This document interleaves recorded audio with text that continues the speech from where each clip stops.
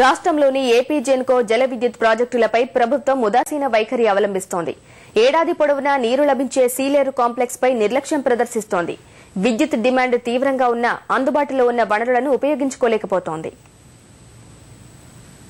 రానున్న వేసవి నాటికి విద్యుత్ కొరత తీవ్రమయ్యే పరిస్థితి కనిపిస్తోంది. ఈ పరిస్థితుల్లో 1 మెగావాట్ విద్యుత్ అందించే ఏ చిన్న అవకాశం వదులుకోకూడదు. కానీ ఏడాది పొడవునా నీరు లభ్యమయ్యే సీలేరు కాంప్లెక్స్ పై నిర్లక్ష్యం కనిపిస్తోంది. ఆంధ్ర ఒడిశా సరిహద్దుల గుండా ప్రవహించే మత్స్యగెడ్డ నదిపై మాచ్ఖండ్, ఎగువ సీలేరు, దిగువ సీలేరు, డొంకరాయి వద్ద జల విద్యుత్ కేంద్రాలు ఉన్నాయి.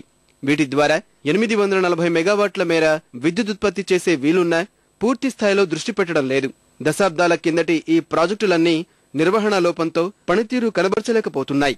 దిగువ సీలేరుగా పిలిచే మోతుగూడెం పవర్ హౌస్ లో 110 మెగావాట్ల సామర్థ్యంతో 4 యూనిట్లు ఉన్నా ఆఖరి యూనిట్ టర్బైన్లోకి నీరు చేరి 5 నెలలుగా పనిచేయడం లేదు.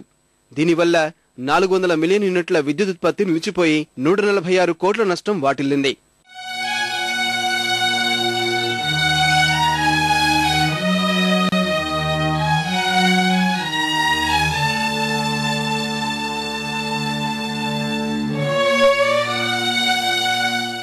ఉమ్మడి నిర్వహణలో ఉన్న మాచ్ఖండ్ ప్రాజెక్టు విషయంలో ఒడిశా ఏమాత్రం సహకరించడం లేదు. 120 మెగావాట్ల సామర్థ్యమున్న ఈ ప్రాజెక్టులోని 6 యూనిట్లలో 3, 5, 6వ యూనిట్లు పనిచేయక సగం ఉత్పత్తి పడిపోయింది. సగటున రోజుకు 1.2 మిలియన్ యూనిట్ల విద్యుత్ ఉత్పత్తి తగ్గిపోతోంది. 160 కోట్ల మేర నష్టం వాటిల్లుతోంది.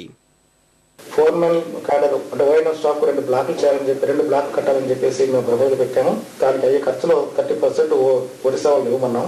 కానీ వాళ్ళు కొన్ని కారణాల వల్ల వాళ్ళు దాన్ని ఇవ్వలేకపోయారు. సో అయినా మాకున్న ప్రెజర్ తోటి మన ఓఎన్ఎం స్టాక్ ఉన్న ప్రెజర్ తోటి ఒక బ్లాక్ ని కన్స్ట్రక్ట్ చేయడానికి మేము అడిగాము. దానికి ఆల్మోస్ట్ చూసినప్పుడు అప్రూవల్ వచ్చింది. కొద్ది రోజుల్లోనే మేము బ్లాక్ కన్స్ట్రక్ట్ చేస్తాము.